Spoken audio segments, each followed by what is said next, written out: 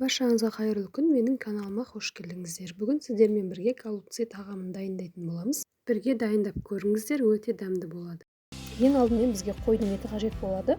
Мен бұл жерде сорпасын қайнатып, осы еттің қайнаған сорпасына голубцыйды пісіретін боламын. Осында еттің сорпасына қайнаған голубцы өте дәмді, асқазанға жеңіл болады. Енді шай кесемен бір кесе күрішімізді салып, үстіне жылы су құйып қоямыз. Ары қарай фаршымызды алып, үстіне 1 шай қасық тұз, 1 шай қасық бұрышымызды салып, майдалап туралған пиязды қосып араластыратын боламыз. Пияздың көлеміне қарай қоссаңыздар болады. Содан кейін сәбізімізді үккіштен өткізіп, және фаршымыз шашырамас үшін бір жұмыртқаны жарып салатын боламыз. Енді осының барлығының үстіне жібіп тұрған күрішімізді салып, фаршымызды жақсылап араластырып аламыз.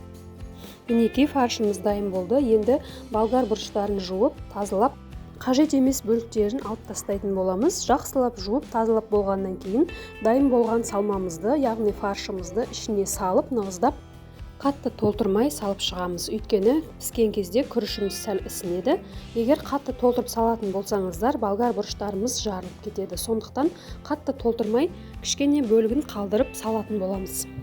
Осылайша барлық болгар бұрыштарымыздың ішін фаршпен толтырып шығамыз.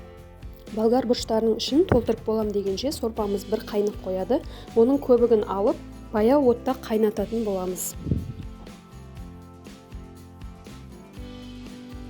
Мінекей барлық бұрыштарымыздың ішін толтырып шықтық. Енді сорпаға салатын боламыз. Баяу отта қайнап тұрған сорпамызға бір қызанақты турап, қызару үшін осылай саламыз. Өз қалауларыңыз бойынша бір ас қасық томат қоссаңыздар да болады. Енді 2 немесе 3 картопты осылай турап салатын боламын. Егер қажет демесеңіздер, салмай-ақ қойсаңыздар да болады. Енді қайнап тұрған сорпамызға жаңағы іші фаршпен толтырылған болгар бұрыштарымызды салып, қатты бір қайнап болғаннан кейін астын баяу отқа қойып 45 минут бойы қайнатамыз. Осылайша голубцыйымыз дайын болады.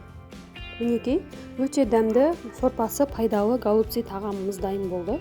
Менің рецебім ұнаса, каналға тіркеліп, лайк басып, комментарий қалдыруды ұмытпаңыздар. Қазақ тілді каналдың дамуына өз үлесіңізді қоса отырыңыз. Келесі жаңа видеода кездескенше.